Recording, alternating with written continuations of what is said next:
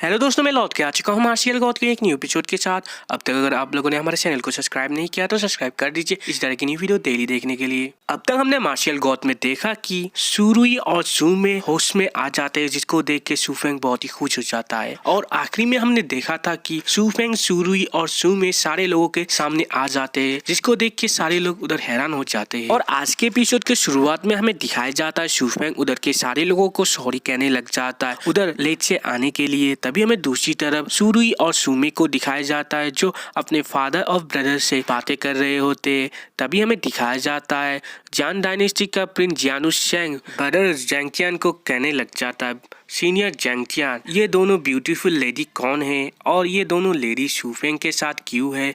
और मुझे देखने से लगता है ये दोनों लेडी तो कमजोर भी नहीं होंगी।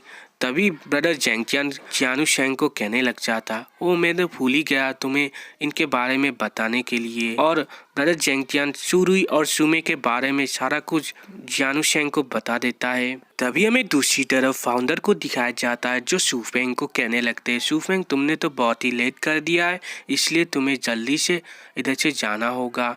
तभी सुफेंग सारे लोगों को कहने लग जाता है सुरुई और सुमे भी हमारे साथ ईस्टर्न सी रीजन जाने चाहती है। तभी प्रिंस जियानुशेंग भी कहने लगता है ठीक है, और वो फिर से कहने लग जाता है ब्रदर सुफेंग, मेरा जो ये कैरियर एलिट आर्मामेंट है वो बहुत ही बड़ा है और इसलिए वो अटैक नहीं कर सकता है, मगर इसका डिफेंस बहुत ही अच्छा है और साथ ही साथ ये बहुत ही तेज़ी से ट्रैवल भी कर सकता है और इसके साथ साथ इसके अंदर बहुत ही कंफर्टेबल जगह है और मेरे पर्सनल यूज़ के लिए एक बहुत ही एक कमरा है जिधर सारे चीज़ ही है, मगर मैं उस रूम को आपको देना चाहूँगा। और तभी वो फिर से सुफेंग के पास आके कहने लगता है और आंख मार के सुफेंग को कहने लगता है ब्रदर सुफेंग, आप इस रूम को एंजॉय करना। तभी सुफेंग भी कहने लगता है ठीक है। तभी हमें दिखाया जाता है सारे लोग उस कैरियर्स के अंदर जाने लग जाते हैं और सारे लोग उधर खड़े हुए फाउंडर एंसिस्टर एम्परर को उधर बाय बाय करने लग जाते हैं। तभी दिखाया जाता है वो सारे लोग उस कैरियर के ऊपर बैठ के उधर से चले जाते हैं। तभी हमें एंसिस्टर को दिखाया जाता है जो फाउंडर को कहने लग जाता है, मैं सोच के ही हैरान होता हूँ कि ये लोग ईस्टर्न सी रीजन जाके क्या कारनामे करेंगे। तभी फाउंडर कहने लग जाते हैं इन बच्चों ने हमेशा हमें हैरान किया है, इसलिए मुझे लगता है ये लोग ईस्टर्न सी रीजन जाके बहुत ही बड़े बड़े कारनामे करेंगे। तभी हमें कैरियर्स के अंदर सुफेंग और जैंगटियान और प्रिंस को दिखाया जाता है। तभी जियानुशेंग सुफेंग को कहने लगता है ब्रदर सुफेंग, सीनियर जैंगटियान और मैं इस कैरियर को संभाल लेंगे और आप जल्दी से जाके उस कमरे में जाइए, क्योंकि सुरुई और सुमे के साथ आप बहुत ही समय से नहीं है, इसलिए आपको उन लोगों के साथ समय बिताना चाहिए। तभी सुफेंग कहने लग जाता है मैं कैसे अकेले तुम दोनों को इधर छोड़ दूँ, हमें तो बहुत ही दूर जाना है। तभी जैंगटियान भी कहने लगता है ब्रदर सुफेंग, आपको चिंता करने की कोई ज़रूरत नहीं है, हम दोनों इस कैरियर को संभाल लेंगे। तभी प्रिंस जियानुशेंग सुफेंग को उस कमरे के बाहर ले आता है और सुफेंग को उस कमरे के अंदर जाने को कहता है। तभी सुफेंग भी उस कमरे के अंदर जाने के लिए एग्री हो जाता है और कहने लगता है अगर तुम दोनों को इस कैरियर को संभालने में कोई मुश्किल आती है तो मुझे बुला लेना। तभी हमें दिखाया जाता है सुफेंग उस कमरे के अंदर चला जाता है और सुरुई और सुमे को पुकारने लग जाता है। तभी सुरुई सुफेंग को देख के कहने लग जाती है शादी से पहले सुफेंग तुम कुछ भी करने की हिम्मत मत करना मेरे और मेरे सिस्टर के साथ। तभी सुमे भी कहने लगती है सिस्टर ठीक कह रही है। तभी सुफेंग कहने लगता है सुरुई तुम ऐसा मत कहो, मैं ऐसा करने के लिए इधर नहीं आया हूँ, मेरे लिए तो सिर्फ तुम दोनों को ऐसे देखने से ही मुझे खुशी मिल जाती है। तभी दिखाया जाता है डेंगडेंग सुफेंग को कहने लग जाती है सुफेंग मैं तुम्हें कुछ बताना चाहती हूँ। तभी डेंगडेंग सुफेंग को कहने लगती है सुफेंग तुम already blue coat spirit master बन चुके हो, इसलिए मैं चाहती हूँ तुम्हें एक मेथड सिखाना जिसका नाम प्लस सर्चिंग मेथड है। तभी थोड़ी देर बाद हमें सुफेंग को एक दूसरे कमरे में दिखाया जाता है जिधर डेंगडेंग सुफेंग को उस मेथड को सिखाने वाली होती है। तभी डेंगडेंग कहने लगती है सुफेंग तुम जल्दी से अपने स्पिरिट वर्ल्ड में चलो इस टेक्निक को सीखने के लिए। तभी सुफेंग अपने मन में सोचने लगता है डेंगडेंग फाइनली मुझे इस टेक्निक को सिखा रही है जिसकी मदद से मैं बहुत सारे टेक्निक कल्टीवेशन मेथड रिसोर्सेज और ट्रेजर को भी ढूंढ सकता हूँ।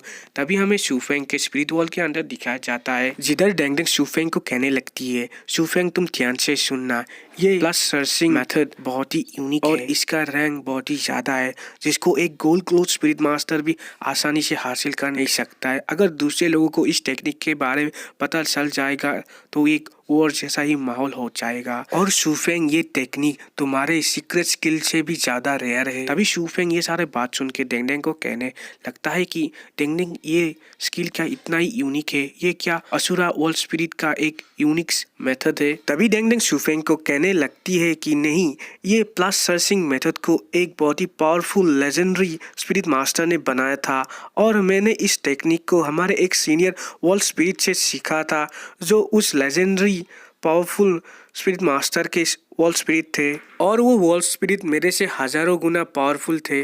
तभी शूफेंग हैरानी से डेंगडेंग को पूछने लगता है, क्या एक सीनियर जो तुमसे भी हजारों गुना पावरफुल है?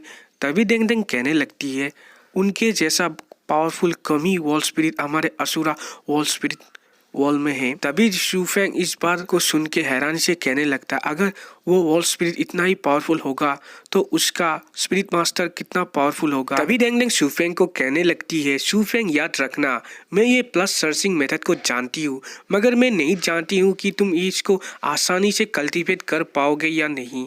तभी शूफेंग हंसने लगता है और डेंगडेंग को कहने लगता है, इस वर्ल्ड में कौन सी चीज आसानी से पाई जा सकती है, इसलिए तुम मुझे इस मेथड को सिखाओ। तभी हमें दिखाया जाता है डेंगडेंग शूफेंग को प्लस सर्चिंग मेथड के बारे में समझाने लग जाती है और कहने लगती है, ये ऐसा मेथड है जिसको पहले आइस में कल्टीवेट किया जाता है, जिसके बाद ब्रेन में और उसके बाद हार्ट में किया जाता है।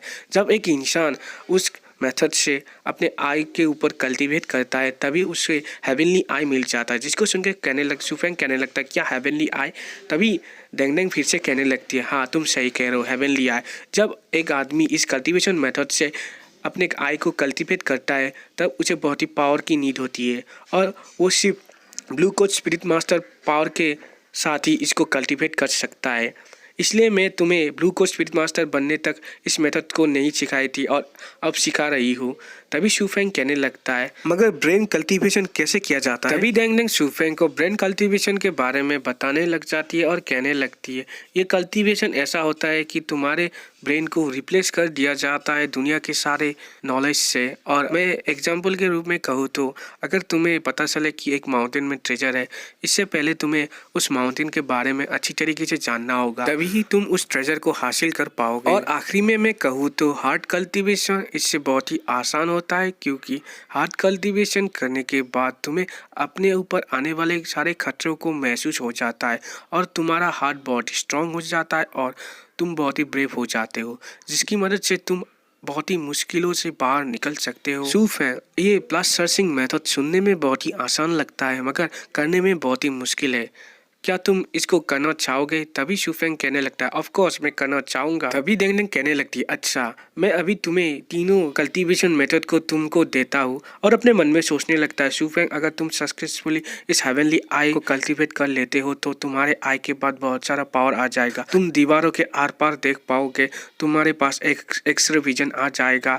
और अगर तुम इस हेवनली आई को मास्टर कर लेते हो तो तुम दूसरे लोगों के ऑरा और सोल के अंदर देख पाओगे। तभी हमें कुछ दिन बाद दिखाया जाता है शूफेंग प्लस सर्चिंग मेथड को कल्टीवेट कर रहा होता है। तभी शूफेंग अपने मन में सोचने लगता है, ब्रेन कल्टीवेशन ये मेथड बहुत ही अच्छा है, जिसकी वजह से मुझे बहुत ही जानकारी मिल रही है। अगर मैं इस प्लस सर्चिंग मेथड को मास्टरी कर लूँ तो मुझे फ्यूचर में कल्टीवेशन रिसर्च के लिए कोई तकलीफ नहीं होने वाली है।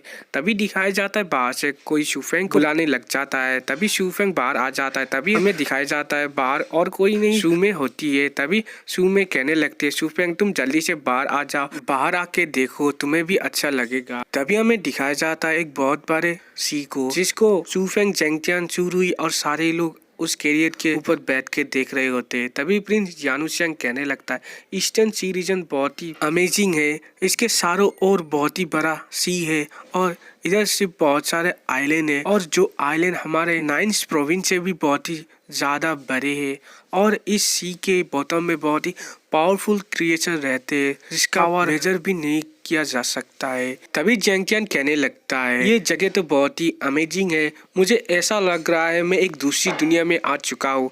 तभी प्रिंस फिर से कहने लगता है ये ईस्टर्न सी रीजन बहुत ही बड़ा है, मगर 4C एकेडमी इस जगह के ईस्ट साइड में है, इसलिए हमें उस जगह में पहुंचने के लिए और कुछ दिन लगेगा। तभी हमें दिखाया जाता है वो सारे लोग ईस्टर्न सी रीजन के एक आइलैंड में पहुंच जाते हैं, जिसको देख के कोई कहने लग जाता है हम तो 4C एकेडमी कुछ दिनों में ही पहुंच जाएंगे, हमें फिलहाल उस नीचे जाके कुछ ईस्टर्न सी रीजन के डिश को टेस्ट करना चाहिए। तभी सारे लोग नीचे उतर जाते हैं। तभी हमें दिखाया जाता है वो लोग ऐसे ही घूम रहे होते हैं। तभी एक वेटर उन लोगों को खाने को बुलाता है। तभी उस वेटर के कल्टीवेशन को महसूस करके सुफेंग अपने मन में सोचने लगता है ये वेटर तो ओरिजिन लेवल का है। तभी चेंगटियान को दिखाया जाता है जो सारे लोगों को कहने लगता है शायद हमें एक प्राइवेट रूम लेना चाहिए खाने के लिए। तभी हमें सुरुई और सुमे को दिखाया जाता है। तभी सुरुई को कहने लगती है अगर मेरे बॉडी के अंदर वो पल एब्जॉर्ब नहीं हो जाता तो तब तो मैं भी एक ओरिजिन लेवल की कल्टीवेटर थी। और इधर ही हमारा आज का एपिसोड एंड होता है। वीडियो अच्छा लगा तो लाइक शेयर और कमेंट कीजिए और साथ ही साथ हमारे चैनल को सब्सक्राइब कर दीजिए। Thank you.